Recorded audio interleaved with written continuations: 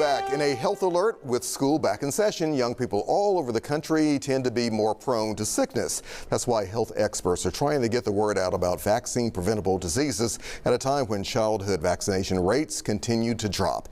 Here to share tips for staying healthy this school year and beyond are Drs. Joel Findley and Missy Barnhart of the Church Health Center. Glad to have you both here today. How's everybody doing? We're good. Glad to be here. Good. I wanted to ask you first, for those who don't know, the important role of Church Health Center.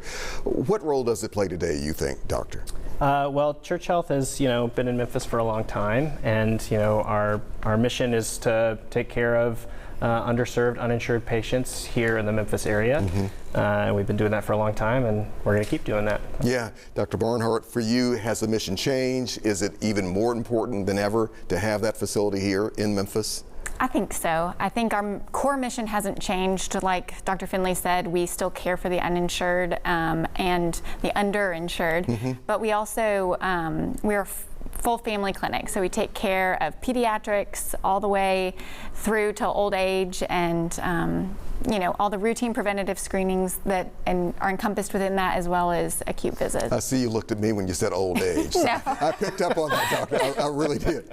Dr. Finley, when we're talking about immunizations and vaccines these days, there's just been so much debate over the past few years or so about it.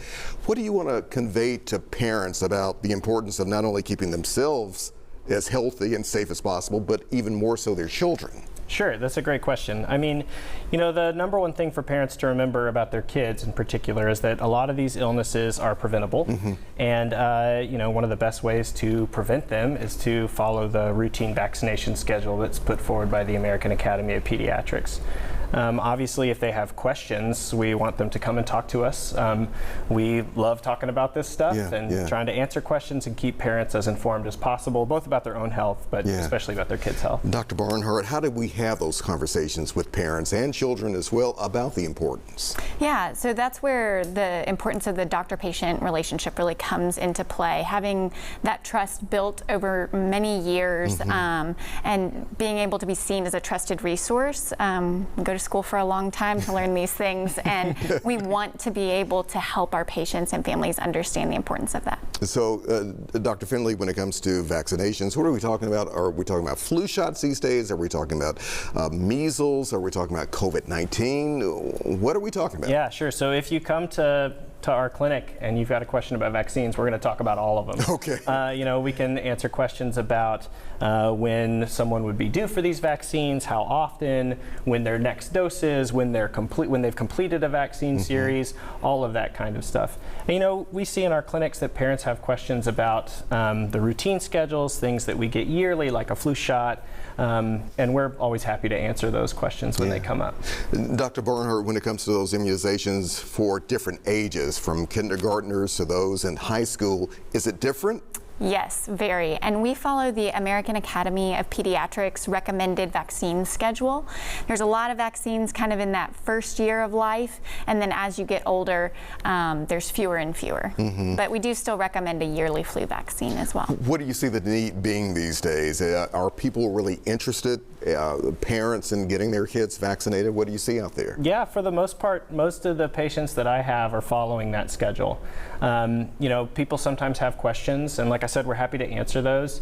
But with good data, and like Dr. Barnhart mentioned, a really good relationship with your primary care doctor, your kid's primary care doctor, we've built trust with these people. Their kids are our patients, but we really come to get to know them, and we trust them that they're going to take care of their kids, and they trust us that we're going to help take care of their kids, and that's really where the rubber meets the road with all of these things. It definitely sounds like it. When you talk to your doctor, do you believe them? That's really the question. Is it really about forming a relationship, a bond between patient and doctor there? Yeah, I do. And because immunizations are not the only questions we get asked, right? We get asked questions about sleep and nutrition and behavioral health stuff. And so there's a lot to work through in a well-child visit, and having that trust helps us to help parents care for their children. One last thing I want to ask you about. I understand there is a backpack giveaway for kids as well. How does that work? Yeah, so for patients at Church Health, if they come in for their well-child check or their back-to-school physical, whatever it may be, we have a backpack program this year, and so we've been giving them free backpacks that are full of school supplies, which has been really great. And again, it is free. It's Yeah. free, yeah. Okay. All right. Dr. Finley, thank you very much. Dr. Barnhart, thank you as well. Come on back anytime. We'd love to have you Sure, here. yeah. Thanks so much for having us. Yeah, All right. thanks. Max, what do you have?